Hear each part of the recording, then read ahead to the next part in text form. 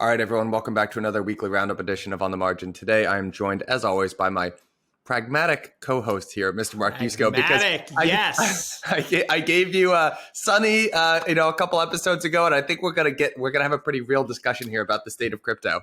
So yeah, I think we are. And I just realized, and I've always been in the red room, right? Because the library is red, but I just never noticed that because I am wearing red today. I got the red pants on, because there's blood in the streets everywhere, and I went way old school. I went to the first pair of Bitcoin socks I ever got. This is the logo pre-2011, actually. I think I got the socks in 13. So why they were still yellow when we had changed in 11 to orange, I don't know. But first pair of socks I got. And I got one other thing to show before we get going. I got two other things to show before we get going. So let's do it. One, I read a study the other day that you're not supposed to drink your first cup of coffee until after you've been up an hour, so your circadian rhythm resets. So I might not be quite as energetic this morning because this is my first sip of the glorious liquid. Wow, I've been doing it wrong my entire life. I know. I've been doing it wrong because I get up, I push the button, and I have my cup, and I sit and I talk to Will, and he goes off to school, and then I go up and I get ready for the day. Well, today I had water instead, and so that is my first sip of coffee. Now, the other thing, I am old school. I don't have a fancy tech, so to make my computer the right height, it sits on a bunch of National Geographics. And for whatever reason, I took them out in different order today, and this was on top. No way. Bahamas blue holes. I mean, are you kidding me? I mean, now we know where the money went. It went into the Bahamas blue holes. Yeah. Or we may have to rename him the Bahamian black hole. But anyway, I was like, that is life imitating art. Mark, that makes me laugh, man, we've been doing this for a year. I didn't realize your computer was sitting on a stack of magazines. My computer is sitting on the box that this microphone comes in.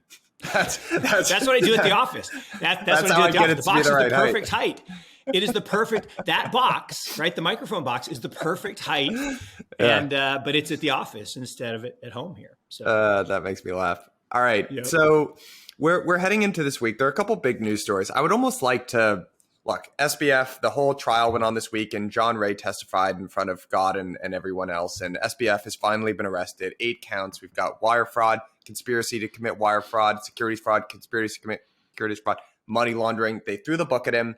Look, we could say some words on this, but honestly, you and I have talked about FTX and SBF a lot. I'd almost like to just, look, it's December 16th that we're recording this. Let's put him and that whole thing in our rear view and just move forward. That being said, amen. Yeah, can we make it through the whole show without saying the letters FTX? It reminds me, in 2000, Michael, I showed this chart from Jeremy Grantham that said how overvalued stocks were. Kind of similar to where we are today.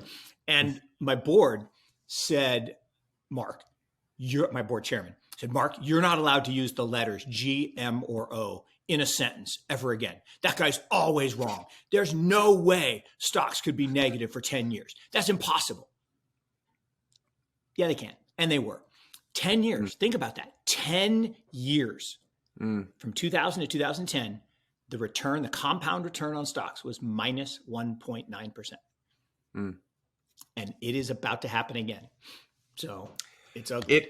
It very well might. It's not looking good out there in the land of equities. But let's talk about a couple of the looming threats, when we still look at crypto today. So we've had not just one, but I would say multiple different shoes drop on us over the course of the last I'm running out of 6 shoes. to 9 months or so. I know, I'm running right? out of shoes. We've got big hedge funds blowing up. We've got stable coins blowing up. We have exchanges blowing up and massive fraud being committed. When you look at what is still out there in terms of what could possibly still happen, I think there are basically 3 big threat vectors, let's call it. One is this sort of looming situation of DCG and Genesis. We don't really know what's going on there. We'll get into it, but basically every single time you sort of hear Genesis owes more and more money, right? And we've gone weeks and we haven't really heard any sort of resolution over there. We know that GBTC and Grayscale is an amazing business. It prints a lot of money. So we've thought for a period of time this is going to work itself out. But there's a potential there. 2 weeks ago, if they didn't raise $1 billion by Monday, it was game over. I remember that too. And it's still not game over. So it's a little bit like the old adage, if you borrow $1,000, you have a banker. If you borrow $1 million, you have a partner. You borrow a couple $1 billion, you're actually in charge again, which is so weird, right?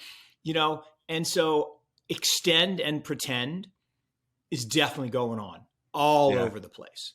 I mean, banks are literally, and this time they can do that because unlike, in the global financial crisis, it was like that Spider-Man meme. Like all the banks were looking at each other like, give me my money.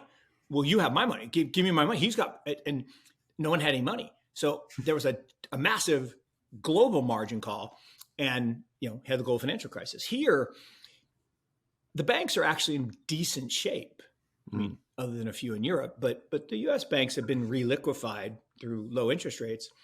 So I think that's probably what's happening is, they owe a bunch of money, but in some ways it reminds me of, I don't know if you remember this story, but when the global financial crisis happened, the REITs all went down, right? They got clobbered because they were over levered. But there was a giant mall REIT that Bill Ackman owned a big hunk of in his hedge fund.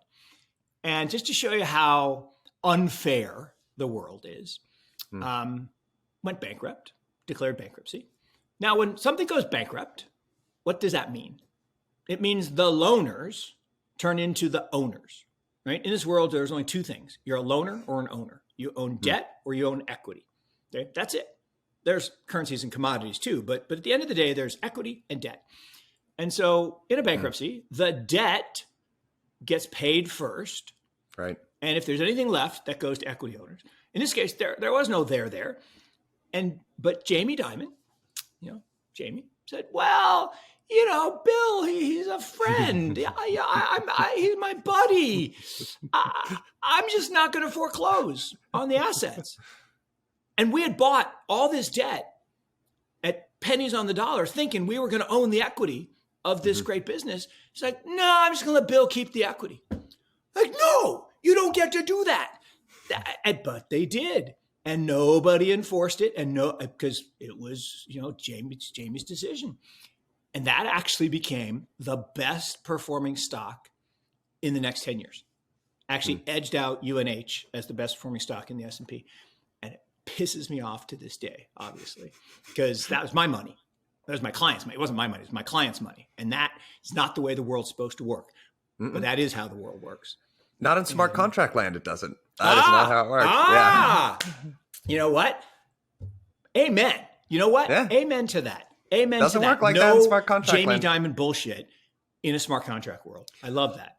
Although, if I had to take a guess at what's going on with the DCG Genesis situation, there's a little bit of probably renegotiation going on, right? Because to your point, I actually think there's almost an interesting philosophical, like when you take a look at like what is an asset versus a liability, loans are a very interesting, they're a very interesting part of that story because they are, to your point before, in many cases, you look at it from a purely GAAP accounting way, they're an asset, right? Because they earn me interest and then I'll get my principal back. Yeah. Obviously, if you have an enormous amount of assets or loans that are outstanding and people decide not to pay you, suddenly they're looking a lot more like liability than an asset. Yeah. But okay, let's go back to the threats. So we've got DCG and Genesis sort of hanging us over like a big sort of Damocles here. We've also got Binance and we've got just Tether. One thing on that before we go to the second two. As important as Genesis is, in terms of it's intermingled with everybody, it borrowed and lent, it's the primary prime broker and Gemini and all these companies were intertwined. It ain't a lot of money. I mean, I hate to say that about $2 billion or $3 billion. It's not a lot of money. It's just not. And it sounds ridiculous to say that out loud because it's an enormous sum of money, but it's not. In the big picture, that is just not a lot of money. And I keep going back to first principles on this. Mt. Gox was a way worse event than what we're going through right now. Like orders of magnitude worse. the market was much smaller, the size of it relationship, the number of alternatives you had for exchange activity, there just wasn't there. Now, you can say, well, it's not just $2 billion, Mark. It's the $2 billion multiplied by the leverage at all the other places. Fair. But even if it's 5 times that, it's just not in a $1 trillion industry. It's just not that big a deal. So we survived Lehman. We survived Bear Stearns. Now, it was hard, but there were bailouts. Yeah, but there didn't need to be. Right? You could have let them fail. You could have let those banks fail. And you did let Lehman. I always love that. Well, they bailed out the bank. Well, other than Lehman and Bear Stearns, who obviously pissed somebody off. But anyway. Yeah. No, it's a very good point. And people have made this analogy, but I think it's sort of accurate, is we might be seeing in real time in crypto what it would have looked like if we didn't have a central bank to step in and reliquify. So come on, guys, it's on us as an industry. Well, I mean, it's already sort of baked in the cake, right? There are a lot of big players that we don't have, you and I, Mark, don't necessarily have a lot of control over.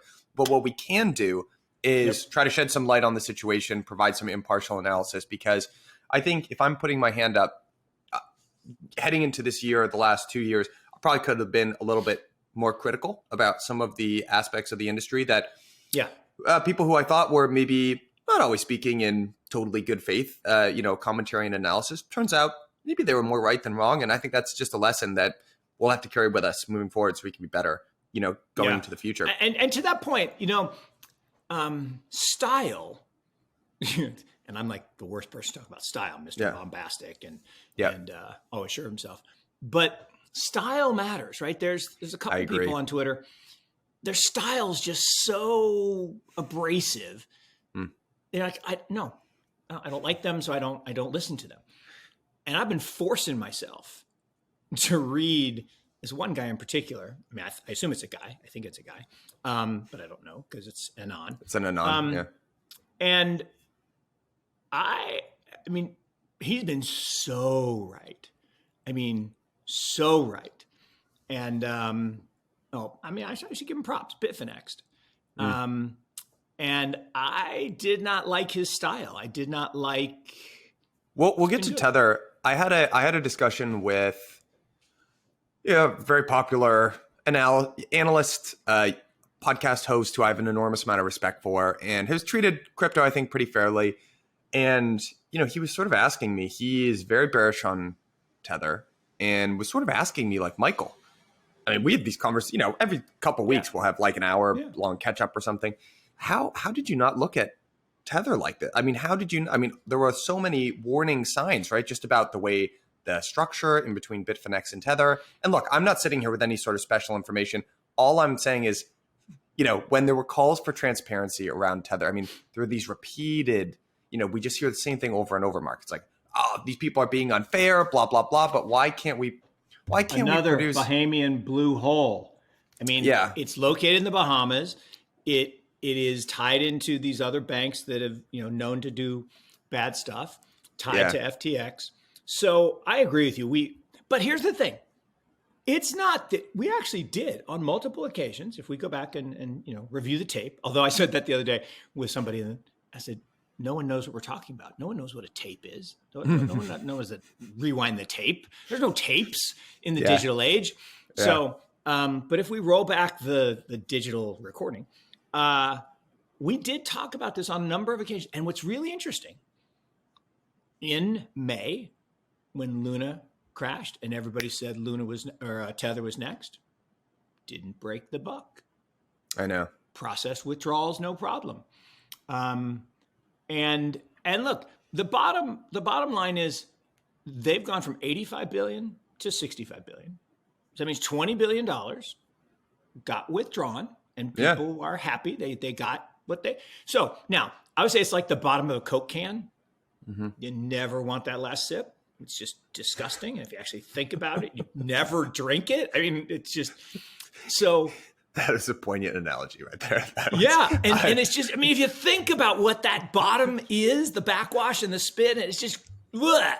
But or the bottom of the the old fashioned coffee maker, right? The grounds, and so the bottom of Tether disgusting, gross, unbacked, whatever, But how much is pure water or coffee or Coke on, down? How far down do we have to go? And that's what I think we're going to talk about with the second risk, right?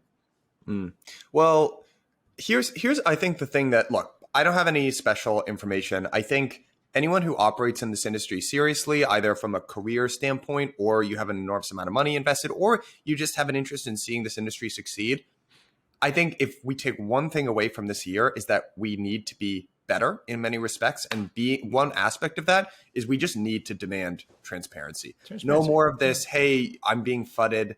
Okay, I understand, but we also demand transparency here. Before we actually get into Tether, I want to talk a little bit about Binance. So Binance, right? Binance is in this very interesting position right now in that there was first of all, the Kevin O'Leary I almost had to take a Twitter break. Yeah. Oh my God. So to blame Binance for FTX's demise is almost unconscionable. I don't know how you, from a purely unbiased standpoint, get there. And then it turns out he took $15 million from FTX. Michael, right, he took $15 million from He is an actor. Yeah. He's an actor. He's been given a script, okay, by the government. Here's what you say. We want to turn this. Look, if you believe, as I do, that this is all coming from a high place, that Sam is a useful idiot, that Caroline is a useful idiot, then what you want to do now is you want to turn the narrative. This is China. This is the PBOC. This is bad guys. We're the good guys. We are the victims. And this guy either is going to walk because it was China, or he's going to disappear. I still think he's going to disappear. Well, potentially. I don't even necessarily subscribe to that idea. But also, I mean, come on. It's just he accepted a $15 million, endorsement, which is essentially now we can just, it looks more like a bribe, frankly, with the current circumstances. And that I thought that was not great testimony. That being said, here, Binance basically, I think 2 weeks ago, and I think we even talked about it on the show, they released their scheme for proof of reserves. So proof of reserves is something that people in crypto have been talking about for a long time. Nick Carter especially has really been sort of dying on the hill of, or advocating in a very positive way, I should say. Yeah. And there have been a couple, I would say, actually pretty good faith attempts to do legitimate proof of reserves, which critically does not just mean proof of assets, right? Which is, hey, let me point to this wallet with $5 billion worth of Bitcoin. Yeah. That's useless in isolation. You need the proof of liabilities that corresponds to those assets, right? So in a perfect world, there's $5 billion worth of Bitcoin in this account, which corresponds to $5 billion of outstanding liabilities, which are customer deposits. So actually, of all the exchanges, Mark, BitMEX actually came out with the first, I thought, pretty good scheme for proof of liabilities. You can read on their website, BitMEX Research. And basically what they wanted to do was say, this is the problem, right? Proof of assets, very easy. You can point to a wallet, but proof of liabilities, much harder, right? Much harder. And what you can do is say, well, the liabilities that we really care about from an exchange standpoint is customer deposits. There are limitations there. You could always loan out those customer deposits. But look, what we want to do is make sure, at least as step one, that the customer deposits are here. Well, how can you actually do that? So what turns out what you can do is you create a Merkle tree, which is a data structure, right? And you've got individual leaves in the Merkle tree, which correspond to basically like a unique identifier that a customer can use. And exchanges, so Kraken actually does this. They're the other sort of luminary in this aspect. They provide that to you, and it's a unique sort of identifier. And it all rolls up into the total liability number, which should need to be assets. The idea here being you as a customer can take your unique identifier that they give you and test whether or not the assets that you have in your exchange account are included in that whole number. And the idea is if enough people test that, then you can say, look, hey, not everyone's going to do that, right? But you have some small independent random sample and all the liabilities are there. Binance releases this thing that is not that. That is not that whatsoever. There are an enormous amount of problems with it in that they equate BTCB and BBTC, which is wrapped Bitcoin on Ethereum and Binance Smart Chain, to regular BTC. Not what you want because you're taking risk there with Binance being an issuer. They also include negative exchange balances, Mark, which I don't want to get into how a margin exchange works versus a spot. But basically, a margin exchange, you are depositing a small amount of collateral that allows you to trade a much larger position side. The exchange is giving you a loan, which shows up in your account, assets and liabilities, right? It's a liability to you. It's an asset to the exchange.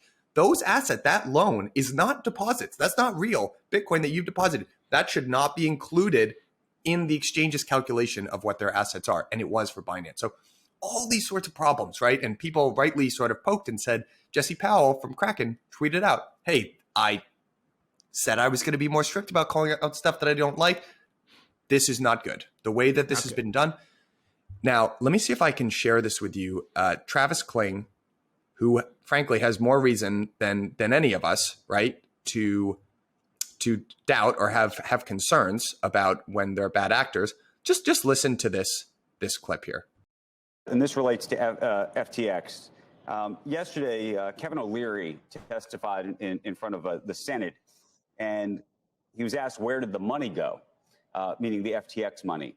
And he suggested that one place that the money may have gone is, in fact, to you. When Sam Bankman-Fried back in the summer of 21, effectively bought out your stake in the company. How concerned are you that that money will be clawed back? Are you prepared to hand it back to creditors if, in fact, they were to ask? And was it paid to you in U.S. dollars, in some other kind of currency? Well, first of all, I think Calvin O'Leary, he's making a bunch of nonsense claims, and they don't make sense. They don't make any logic.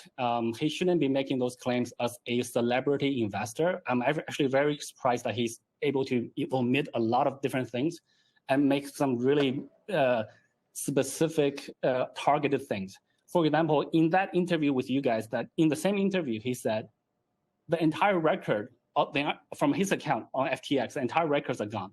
He's not concerned about that. He just picks up the phone and calls SBF. He's not concerned about the fact that the platform records for users are gone. He's not concerned about other users. How many people can pick up the phone and call SBF? And he says he was talking with SBF up until the point that SBF was arrested. Yeah, that's an indicator of a very special relationship. Yeah, I see your point, and I don't think the problems that existed at FTX were simply any back and forth between your two firms. It definitely led to the disclosure that there had been money that was taken, but that disclosure raises lots of questions about firms like yours. Have you done the same? Has there ever been commingled funds? Have you ever taken any of the clients' funds and done anything with them? And again, why should we believe you? Because Sam Bankman-Fried told everybody, no, that hasn't happened. And he tweeted a lot of the same stuff that you've been tweeting in recent days, which I think gets back to this idea of show me the money. Yeah, so let's get back to show me the money part. So Calvin omitted the fact that there's no records. That's not a problem to him. So he just want to talk to Sam and believe whatever Sam says. He doesn't want to look at the records. And if you look, and he wants to omit all the small spendings, $50 million, $200 million. $200 million is small spending. That's very convenient. He says he didn't know that Binance was a shareholder of FTX. So he invested in FTX without looking at the cap table. But he was very specific in the way he counts for a transaction 2 years ago. So that's kind of contradictory. So I think Calvin's a liar. So I think he's lying about a bunch of stuff. So that's his problem. To us, we want to be transparent. We want to set the golden standard for reliability, solidness in this space. Do it. And we're Mark, we could actually do more. There's a whole other video. There's a whole other video clip. But what did we get there? So there was a question, and actually to the two folks on Squawk Box, these are pretty good, solid questions. I thought they nailed the idea that CZ didn't necessarily cause the demise of FTX. We shouldn't be laying the blame of that at his feet. But they were asking pointed, hard questions about how Binance does business, and how did CZ respond? He called Kevin O'Leary a liar. Just doesn't inspire that much confidence, does it? Mm-hmm. Well, we call Calvin O'Leary a liar. Right. I love that part. Right. I mean, yeah. It's just Calvin. But look, I mean, part of the challenge, right? I think always, I'm always amazed at people who do interviews in their non-native tongue. Mm-hmm. Right. I mean, there's obviously some language. I mean, his English is amazing, and I'm not criticizing it. I'm just saying that there's always a gap when you're talking to someone. Like I don't go on TV ever and do interviews in Spanish or French because I don't speak those. So my English isn't very good. So I think there's part of that. Part of it too is, the issue for me in Binance isn't necessarily the functionality. I'm struggling for the right word here in my English. It's not the methodology is the word I'm thinking of the reserves, which I think you're right. It's lacking. I think for me, the issue is how closely does BNB represent or associate to FTT? As I understand it, and I hope to be proven wrong, but as I understand it, they're kind of the same. They're utility tokens that don't actually give you a share of equity, debt, or a claim on cash flows. And if that's true, okay, then you have the risk, just like with Cell, just like VGX, just like with FTT, that if you use that asset as collateral, it's just a Ponzi. I mean, that literally, because there's nothing behind a trading coin, a meme coin, which is essentially what it is. If there's no, claim on cash flows or ownership, it's not a real asset. And so my question is the question is how much of the BNB is used in the balance sheet of Binance in the same way that FTT was used in FTX, because that's ultimately what led to the downfall. Totally. I just want to clarify, though, there's one big difference between BNB and FTT, which is that Binance actually does have Binance Smart Chain, which, whatever you think about it, actually has an enormous amount of utility. And BNB is the native token of Binance Smart Chain in the same way that Ether, the token, is the native token of Ethereum. Not making that comparison necessarily, but no, that's important. That's important. There's more. But does it share in the transaction fees of Binance Smart Chain or no? I'm not actually. That's the part I don't know. And I should know that, but I don't. And because if it had a claim on cash flows, then I would feel better. But let's just assume for now that it doesn't.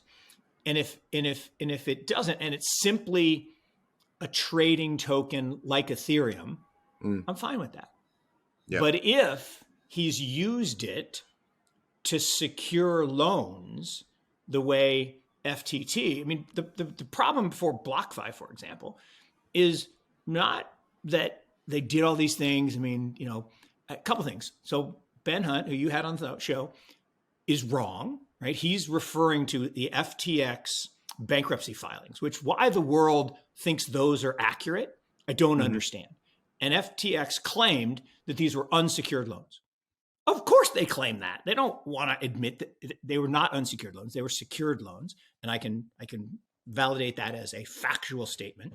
So the assertion that they're unsecured loans is wrong. The second thing is, when they made the loan, it was actually a small percentage of their total assets. Right? They had $20 billion in assets at the time. And so a $700 million loan isn't that big deal. Now, when assets fell because of the crash and of withdrawals, then it becomes a big deal. The real issue was the collateral. All the collateral up until that particular loan had been either stablecoins or Bitcoin.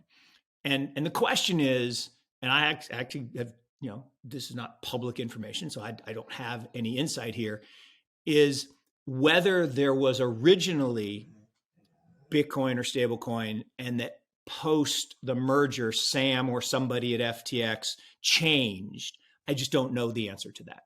But at the end, on the date of the bankruptcy, it was FTT, which has no value. And that's the problem. And that's what I'm concerned, because I don't worry about BUSD, right? That seems to be pretty well backed. I don't worry about the structure of Binance, because it's proven over and over and over again to be a pretty good darn good exchange. What I do worry about is if BNB is being levered and used as collateral, and I worry about a run on the bank. What's going on, guys? Want to give a quick shout out to this episode's sponsor, Curve. They are the one-stop shop credit cards that helps you take control of your personal finances. Here's the reason that I personally love this company. These guys are all about helping you manage and maximize your personal cash flow. We have been talking for the last couple months about everything that the Fed is doing with raising interest rates. Obviously, no one's got a crystal ball. This is not financial advice, but I think it makes sense more than ever now for companies to be managing their cash flow and for you as an individual to be managing your personal cash flow as well. Curve makes it super, super easy to do that. Even I can do it. As the technological Philistine, they aggregate all of your spending information in one place. They make it super easy to plan. But they actually go one step further than that. They have a very cool feature called Go Back in Time, which allows you to switch payments from one card to another. So if you have an unexpected expense crop up, boom, you can move that over to your credit card, free up some cash. Or maybe you learned too late that you could have earned more rewards by spending on a different card. Boom, Curve has you covered there too. And the last thing that I'll say is, if you click the link at the bottom of this episode, you'll get $20 in Curve cash, but you'll only get that if you click the vanity link at the bottom of this episode. Plus, that gives me the credit as well. So thank you, Curve. I appreciate you caring about cash flow. Guys, click the link at the bottom of this episode. Tell them I sent you. So basically, the way that I view it is, does BNB have access to cash flows that Binance generates? Probably not. Is that necessarily because CZ doesn't want to give access to those cash flows? Maybe, but also there are securities implications there, right? So I think BNB functions as this sort of rebate for traders on Binance, and it also functions as the native token of Binance Smart Chain, which, if you buy into the whole idea, which I do, of blockchain sell or L1 sell block space like Ethereum does, and then implement some kind of burn mechanism, and that's a valid economic relationship, then I personally have less of a problem with BNB. My problem actually does come from, and look, totally agree with the caveat that it's very difficult to give interviews in a non-native language. I only speak one language myself, so I can't really speak to that. But I don't think it's a language barrier that makes you call someone a liar. I also, the way that I thought that was, I'm sorry, that's like an enormous red flag for me. I can't look at that that's an enormous red flag. I don't like when people, Mashinsky used to do this. That's interesting because Mashinsky used to get up on stage and call Zach and Flory liars, which I honestly, my heart goes out to Zach and Flory. I know BlockFi blew up. They had integrity as a management team. I will stand up and say that they had integrity as a management team as well. And it used to bother me when Mashinsky would get up on stage and be like, "They are lying. BlockFi's taking advantage of you. Blah blah blah." I hated that, and that was indicative. I'm sorry, probably of a little bit. There was an integrity issue there, and that was a diversionary tactic, and so your point here, spot on, right? You could absolutely interpret that deflect and redirect, right? Mm-hmm. Which is Mashinsky. Tell me why you're not a fraud. Well, they're liars. Okay, that was clearly a deflect and redirect. And hey, look at them, don't look at me. And he turned out he was the bad guy, right? Yeah. He was the one with the cell token Ponzi. So that's what I'm saying. It's a red flag. But here's the difference. That's why it's a red flag. Here's the difference.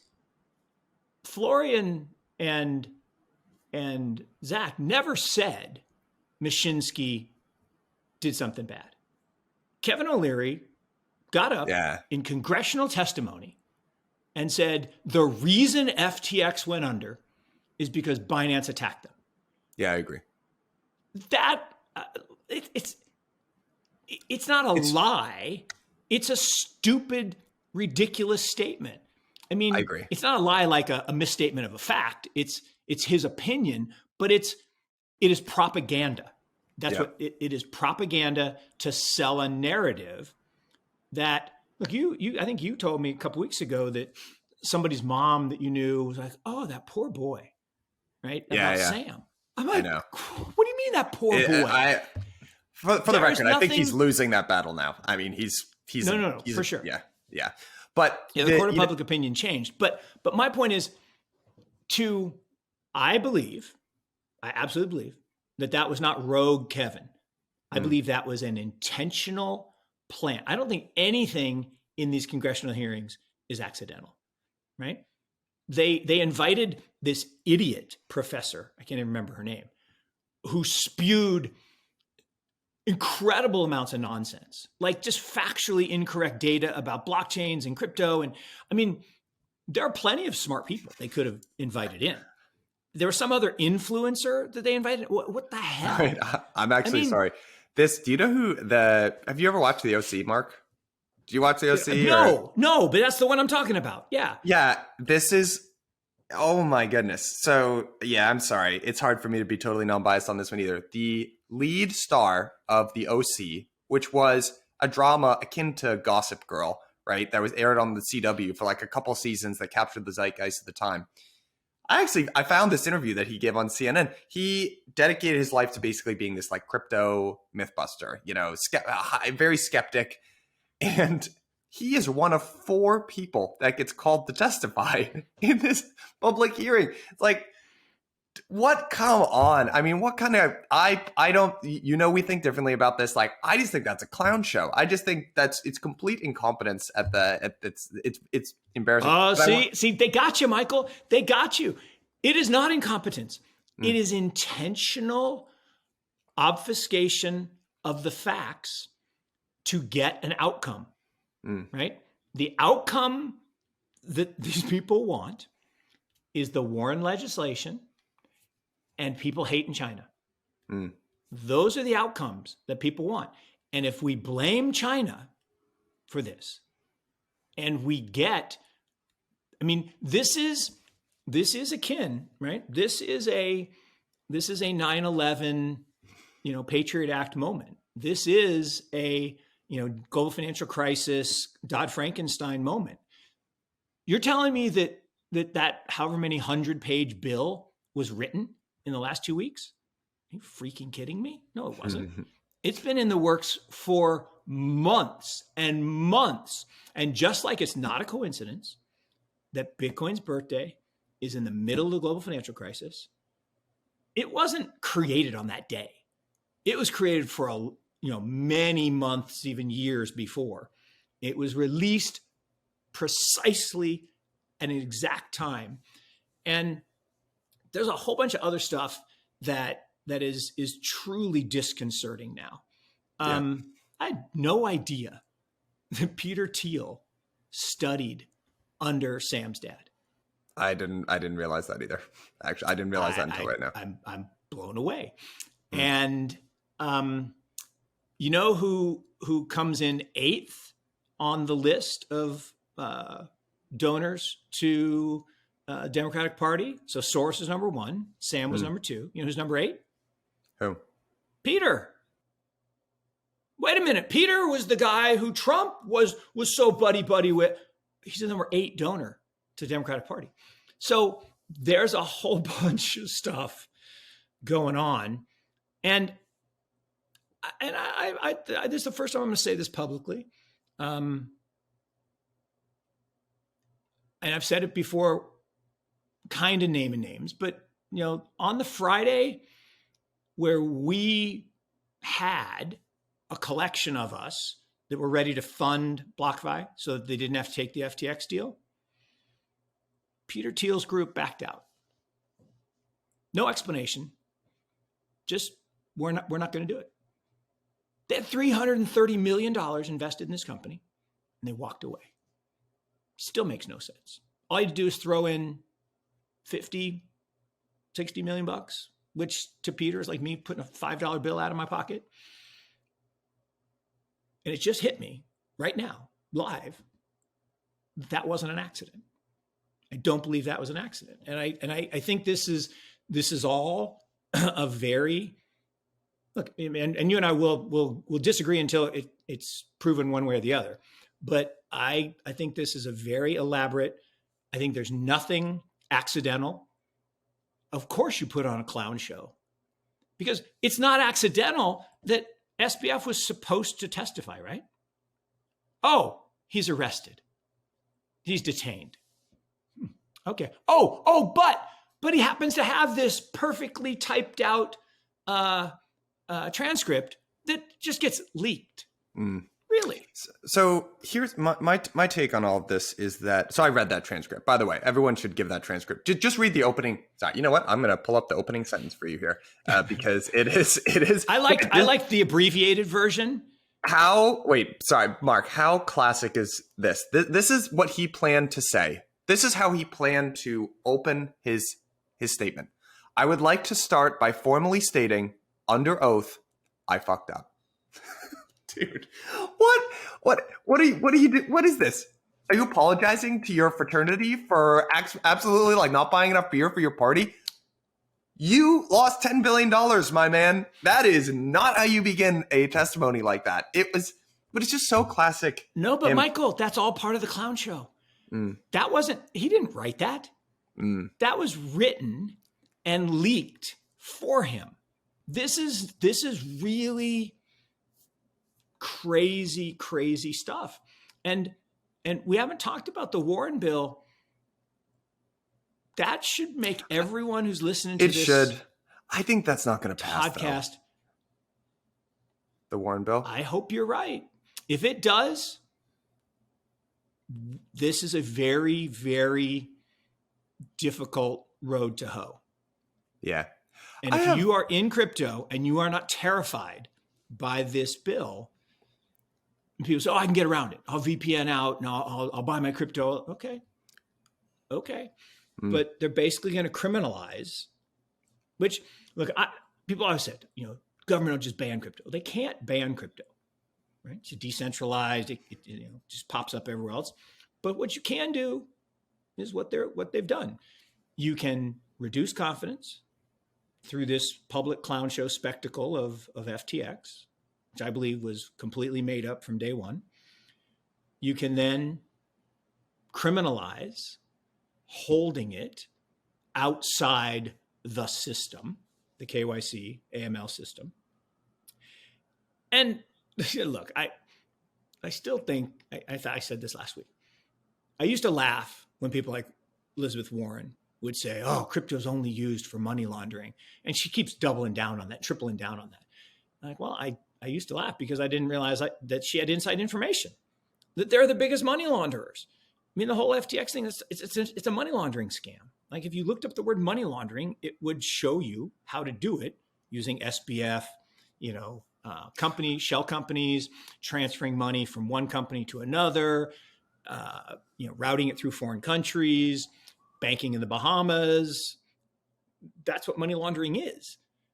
So I'm very concerned about where this is headed.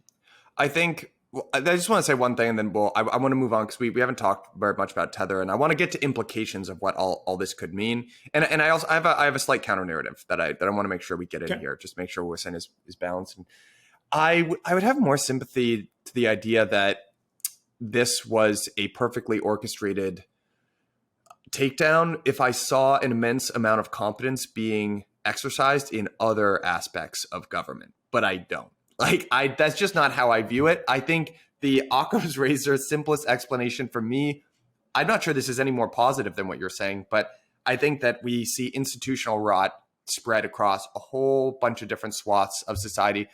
And at the end of the day, is it worse if it's corruption? Yeah. But is it really long-term worse if they're just that incompetent? No, it's similar outcomes, kind of.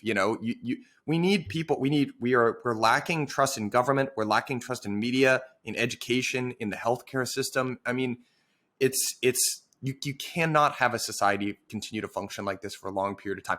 And I don't want to always say this view because it just sounds so darn negative. But I also, and I don't have many solutions for it. But what I do know is that we need to fix this stuff. Because just optically, the way this whole SBF situation has been handled has just not inspired any confidence in anyone that's been paying any attention to it, and it's been handled weirdly. But I do because we'll keep going down this rabbit hole. So I want to get your kind of handicap it because the other thing about Binance is there have been a record amount of outflows from Binance this week. They handled it perfectly, and if you look at gone off without a hitch. If you look at you can see this information on Coinmetrics and CryptoQuant. But if you look at the amount of exchange the balances, the Bitcoins and ETH that they have in reserve on the exchange, it's like completely unchanged, right? It's totally within the historical norm. So again, we're only looking at the assets, not the liabilities, but I'm kind of looking at it. What does bug me about it, Michael, is we had this similar activity in Bitcoin at Luna, at Three Arrows, at FTX, and now here. Yeah. Where you get this spike right before another drop. And then the logic goes that the people lied, right? They didn't have it. And therefore they had to go buy it. And so that put upward pressure on the price. And then they had to give it to people as they took it out. So when there are these runs on the bank, if the bank doesn't have the money, and whether it's gross incompetence or, planned theft, it doesn't really matter. If you don't have it, you don't have it. If you gave it to political candidates or you just lost it, it went into one of the Bahamian blue holes, or Caroline lost it trading, which I don't believe she ever traded anything. Forget that she's just a bad trader. What's a good flag that I haven't been able to get a great explanation in theory of is, if anyone has any, there was an article that, there's such a deluge of news for a little while on this that it was hard to even parse out, what was the signal from the noise, so to speak. There was this article that came out that they got the tax receipts that I think Sam Bankman-Fried filed for his joint, the combination of all of his entities. And he posted a $3.7 billion loss in 2021, which, if you're doing the math at home, how much FTX raised about $1 billion. Alameda didn't raise equity capital. They raised some debt capital at the beginning, but as far as it's a paltry amount. So the question is, how do you lose that much money? And before you say, hey, mark to market losses, but there has to be an offsetting gain, right? You can't, you have to start from a high dollar amount of money. But we said we weren't going to keep going. But if anyone has any good information on that, please ping me. I want to talk a little bit about actually, you know what? Let me present, because I know we've gone a little over time here, and I want to. Let me present because we started late. Okay, let me present a minor counter narrative to you here. I want to try to take an optimistic bent, actually, going into this new year. So this could all change, right? If either Tether ends up blowing up, there's not a good resolution to the DCG Genesis situation, or Binance. And those are, in my opinion, the big risk factors that at least I can see looking out into the market. Yep. On the other hand, when FTX imploded, Bitcoin and crypto really didn't put in a new low.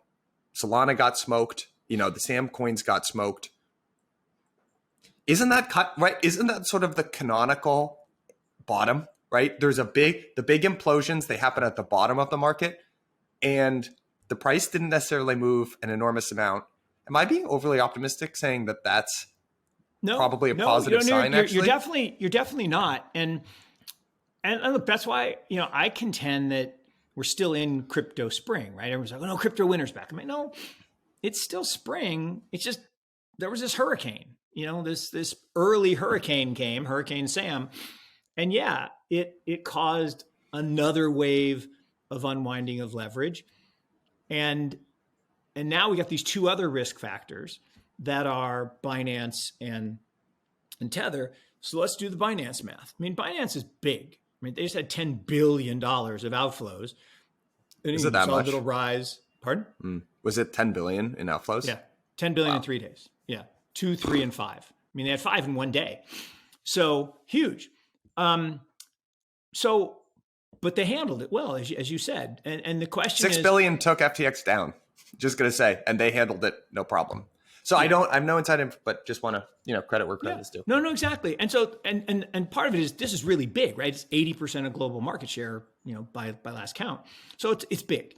The other thing is it's distributed, right? It's not one, there's Binance in this country and Binance in this country, and they're actually different code bases. And so it's actually a pretty interesting network that he's built, global network. It's pretty amazing. I mean, the guy's actually executed as well as anybody. So, but the issue is, if that run on the bank continues, that will put downward pressure unless people just take it back and put it on a ledger, which would make me happy as owner of Ledger, which now has gone from 15% of all the crypto in the world to 20. So let that sink in for a second. 1 out of every 5 crypto is on a ledger. I'm a huge Ledger fan.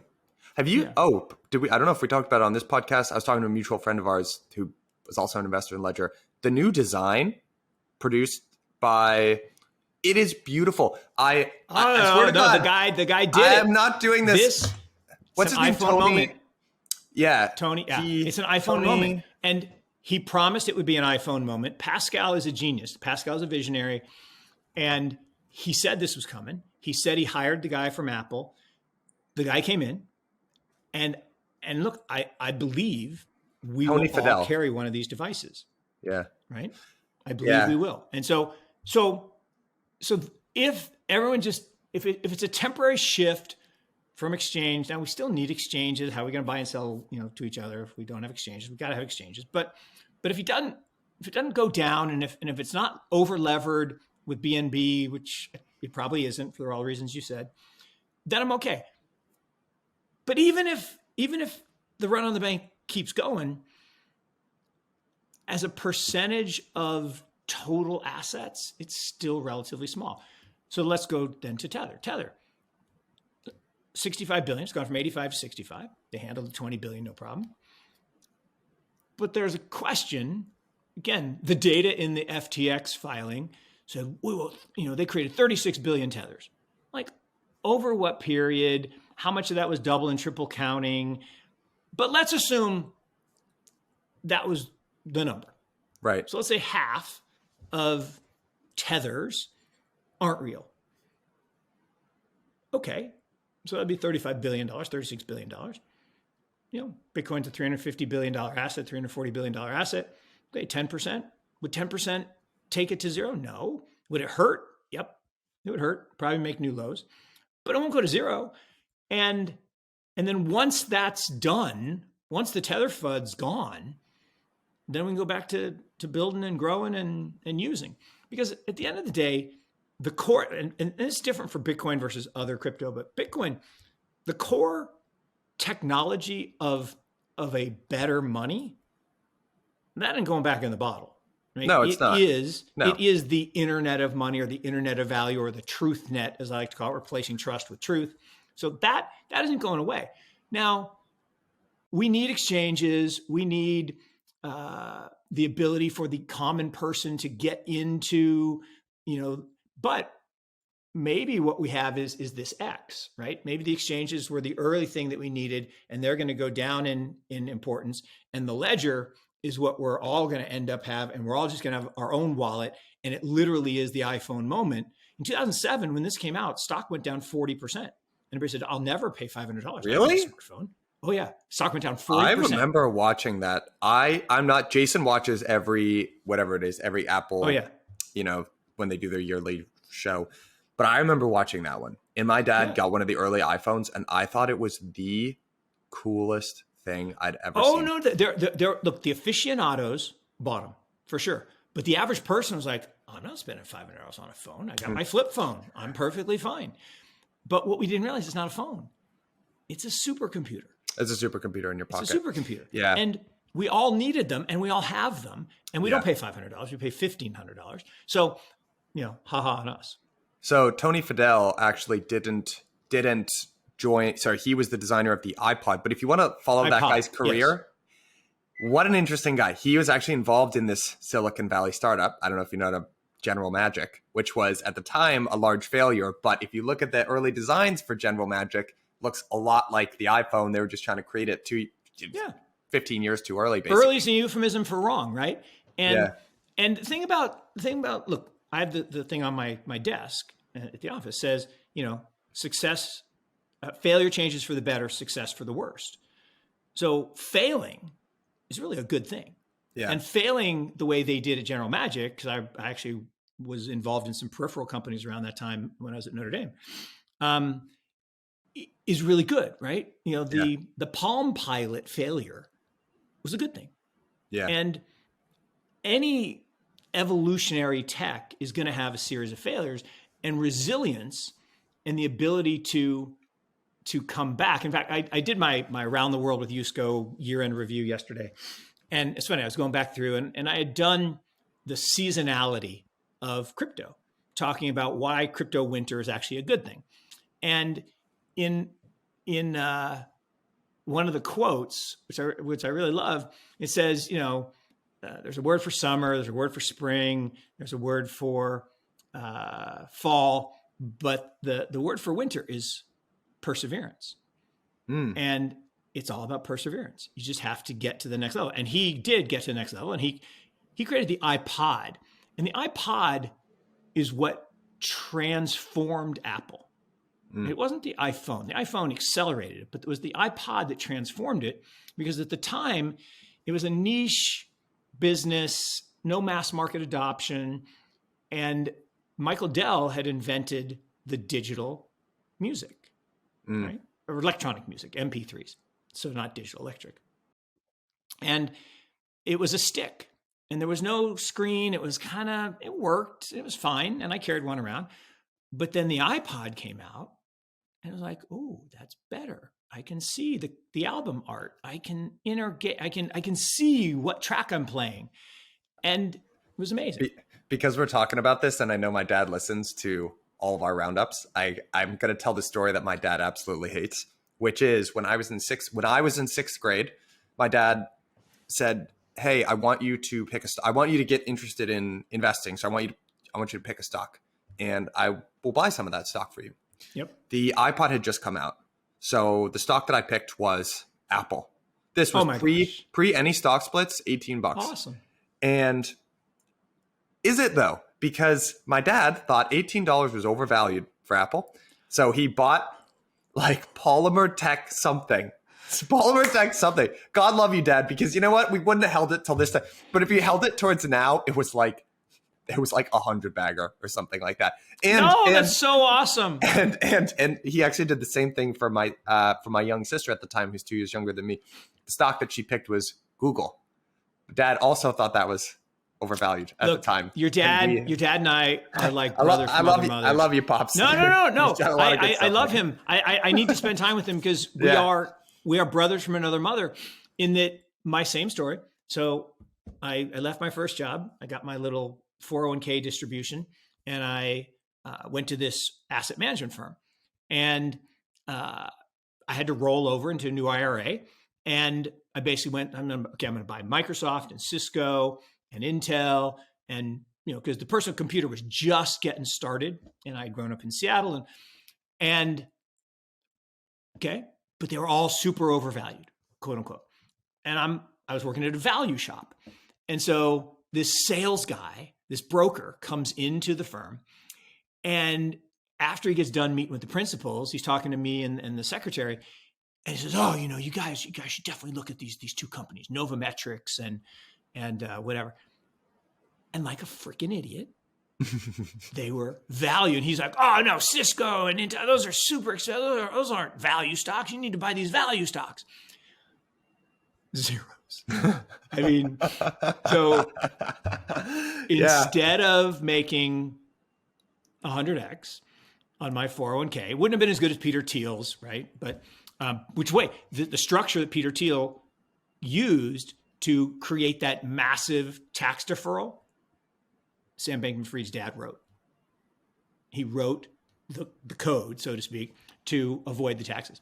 Anyway, so crazy. Life imitates. But anyway, so I have to meet your dad sometime and spend time together. You guys would hit it off. Can I? And I want to defend VCs a little bit here. So the reason why are we talking about this, right? Because there's still a lot of distress out there. What is the upside for trying to? Okay, it's very easy. It's like that old statement, right? The point of maximum financial risk is the point when you don't feel like there's any risk, which is basically people tend to buy the top and sell the bottom. Yep. And it always feels really easy to buy the top, and that's exactly when you shouldn't necessarily be buying. I'm not a bottom caller. I'm not a professional investor, but I have eyes, and I've gone through cycles before, and I can observe that all the things that you and I are talking about tend to mark bottoms. And I want to tweet this. Chris Bernitzky, who Jason and I had on a podcast last week, he had this tweet that really resonated with me. Many knee jerks saying that they won't buy here for XYZ reason. The same people will moan about how VCs get preferential access next expansion when they had equal access during this bear market. And by the way, public crypto tokens are still more fairly valued. They're cheaper than private equity in crypto, what VCs get access to. And I always, there was this huge reaction, anti-VC. Guys, VCs are the ones, hey, if you're a builder out there, guess who's funding you right now? VCs. It ain't the community, baby. It's not the community. Yeah. This is when VCs earn their stripes. And it's my job, right? And look, I'm a late in life VC, and it's interesting. And so I heard all the nonsense about, VCs are bad. And look, the Silicon Valley crowd, that did some deals where there was pre-mining and stuff. Okay, I'm not saying they're perfect, but like no. I'm gonna say that there was probably some there in a couple instances, but at the end of the day, no. Venture capital, one, it's an evergreen business. It's been around for decades. It is what creates the opportunity for the rest of us, right? Yeah.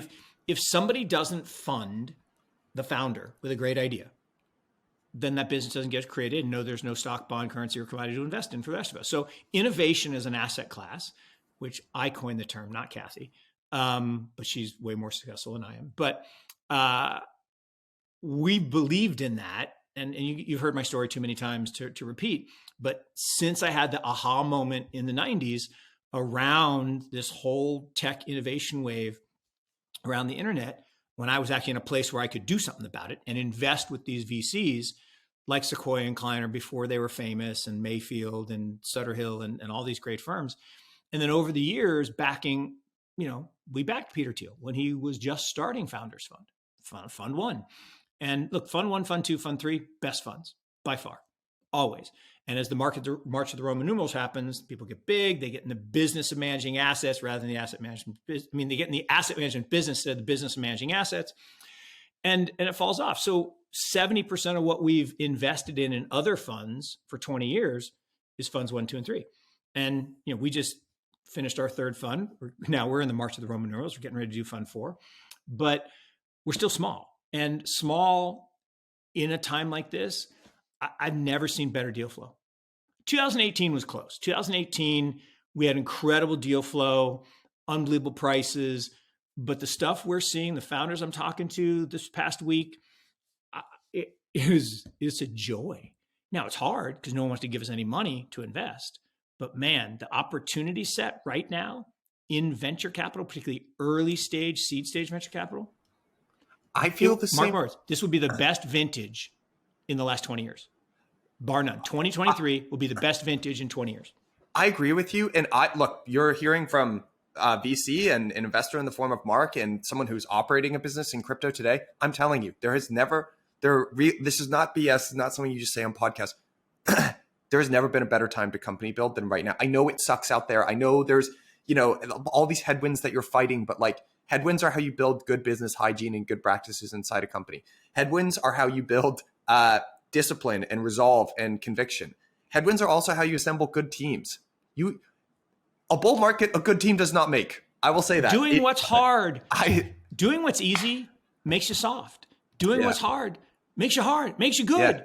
Yeah. In everything in life, do you get healthy by not exercising and not eating right? No. Do you get healthy by doing what's hard? It's hard to have discipline, to work out or to exercise or to do yoga or whatever your thing is. It is hard. Like I wimped out this morning, right? I do the cold shower thing, and I wimped out this morning. I was tired, and I just like, no, I'm just going to do a quick regular shower. No, do what's hard. And it's amazing if you do what's hard. One, you feel better because you achieve something and you overcome fear and anxiety and all that good stuff. Two, it just makes you stronger. Yeah. Right? I mean, there's metabolic reasons why cold water is better than hot water. There's metabolic reasons why lifting heavy weights is good for you. There's metabolic reasons why putting good macros in your body rather than crap is good for you. Yeah. And the same thing with investing. If you want to be a builder, you don't want to do it in la la land when people are throwing money at you because you have no discipline. And I had a VC buddy years and years ago, And other than being a dookie, he was a good guy. Mark, I thought you were calling him a dookie, like a no, a dookie, like a Duke fan. So he's a Duke grad, and he was amazing. And he told me a story, and I tell it all the time. I probably told on the podcast before that investing, it's like being a family. When you're a young family and you're on a budget, you don't have any money, you want to go out to dinner, right? You save up for a month. You take the kids over to grandma and grandpa's, you go out, you split an appetizer, you split an entree, you each have dessert, you have 7 cups of coffee, you stretch it out for 4 hours, and it is glorious, right? When you get a little wealthier, you get a little money, you want to go out to dinner, you throw the kids in the back of the car, you go to McDonald's, right? You don't play, you just do it because you got the free cash flow, and it's not a great experience. Hardship forces discipline. Discipline forces good decision-making and good outcomes. Yeah. And he said the same with investing, right? If I give a company a bunch of money, they're going to buy Super Bowl ads.